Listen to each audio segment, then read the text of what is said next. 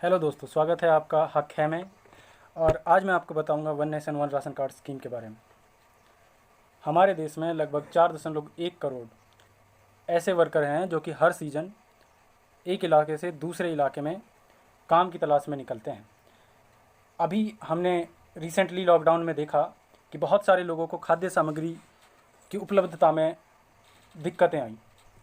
ऐसे समय में जब भारत सरकार ने 3 महीने के लिए प्रत्येक व्यक्ति 5 किलोग्राम खाद्य सामग्री उपलब्ध कराने का वादा किया, तब भी ये दिक्कतें आई। इसका मतलब है कि कुछ ना कुछ कमी थी और यह कमी भारतीय सरकार ने अब दूर कर दी है। ये भारतीय सरकार ने दूर की है one nation one ration card scheme के अंतर्गत। आज मैं आपको बताऊंगा one nation one ration card scheme के बारे में। तब तक आपसे मेरी विनती है हाथ जोड़ करके आप मेरे चैनल को सब्सक्राइब करें, लाइक करें और शेयर करें, ताकि इसी तरह की बहुत सारी वीडियोज़ आप तक आती रहें और आपको भारतीय सरकार के द्वारा लिए गए हर एक कदम, हर एक स्कीम, हर एक पॉलिसी जिसमें आपका हक है, आपको पता चलता रहे। तो सब्सक्राइब करें मेरे चैनल को।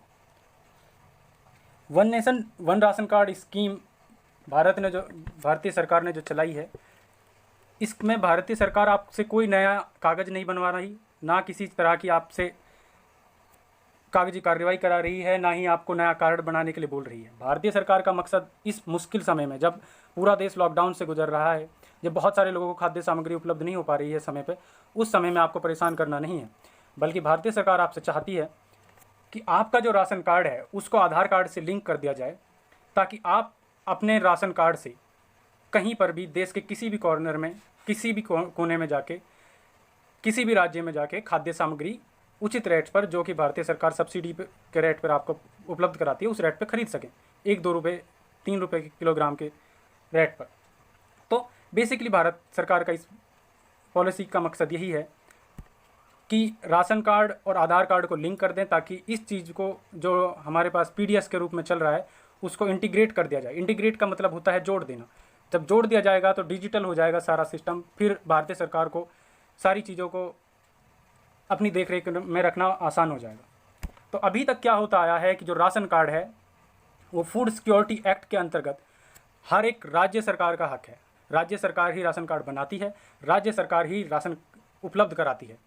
तो अब भारत की केंद्र सरकार ने कुछ बदलाव किए हैं। वो बदलाव बहुत ही महत्वपूर्ण हैं इस लिहाज से, जो हमने अभी लॉकडाउन में देखा। तो इस पॉलिसी से भारतीय सरकार के 2 उद्देश्य हैं मेनली।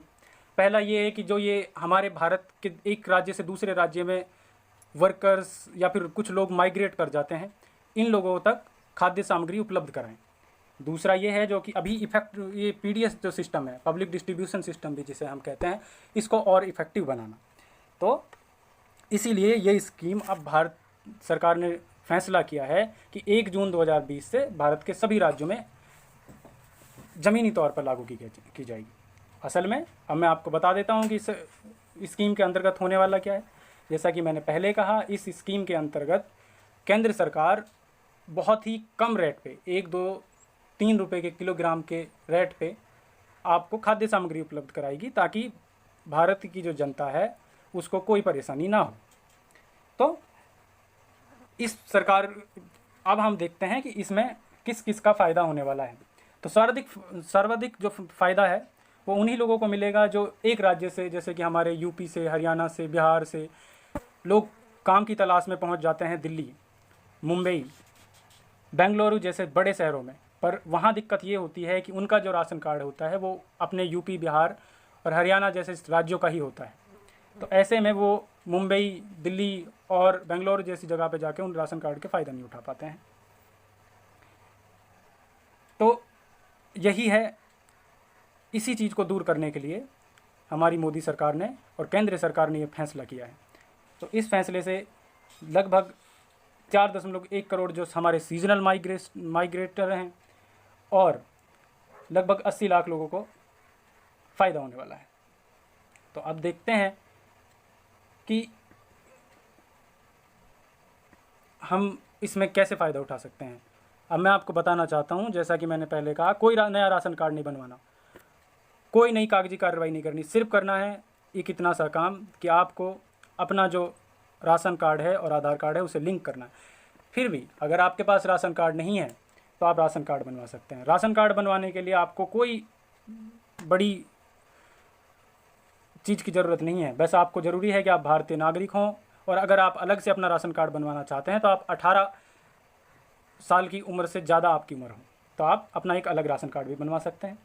तो कैसे राशन कार्ड बनवाएं, कहाँ से राशन कार्ड बनवाएं, वो भी मैं आज आपको इसमें बताऊंगा। तो आपको राशन कार्ड बनवाने के लिए आपको चाहिए एक फॉर्म कहाँ से ले सकते हैं आप, मैं ये बता रहा हूँ आपको। फॉर्म आप या तो फूड सप्लाई ऑफिस से ले सकते हैं, जो कि हर एक डिस्ट्रिक्ट में अवेलेबल होता है, या फिर आप अपने डीलर से ले सकते हैं, कहीं से भी ले सकते हैं, या फिर आप ऑनलाइन डाउनलोड कर सकते हैं, जो मैं अपने इस वीडियो के लिंक में भी दूंगा। उसके अलावा जो कागजी की ज़रूरत है वो है परिवार के मुखिया के पासपोर्ट साइज़ फ़ोटो। परिवार की मुखिया जो है एक महिला हो सकती है, और उसके अलावा उसके आधार कार्ड की कॉपी। उसके अलावा एड्रेस प्रूफ के तौर पर कुछ भी चलेगा, जैसे कि इलेक्ट्रिसिटी का बिल, वाटर बिल और वोटर आईडी कार्ड, सब चलेगा। और उसके अलावा ज़रूरत है बैंक अकाउंट की फ़ोटोकॉपी की। उसके अलावा ज़रूरत है कास्ट सर्टिफिकेट की, पर ये कुछ ही राज्यों में मांगते हैं, सब में नहीं मांगते। उसके अलावा एक और जो ज़रूरत है वो है फैमिली पिक की। फैमिली पिक का मतलब है पूरे परिवार की एक पिक्चर होनी चाहिए। ये इस तरह से आप अप्लाई कर सकते हैं इसको उन्हीं लोगों के पास जिन लोगों से आपने फॉर्म लिया था। इसके बाद में आप चाहें तो उन्हीं से इन्हें ले सकते हैं, क्योंकि ये 7 से 10 दिन के बीच में हो जाता है तैयार। और इसके बाद में या तो आप अपने डीलर से कांटेक्ट कर सकते हैं, या फिर इसे सीधा डाउनलोड कर सकते हैं। तो आज के वीडियो में सिर्फ इतना ही। मैं और इसी तरह की वीडियो के साथ फिर दोबारा आऊँगा, तब तक के लिए नमस्कार।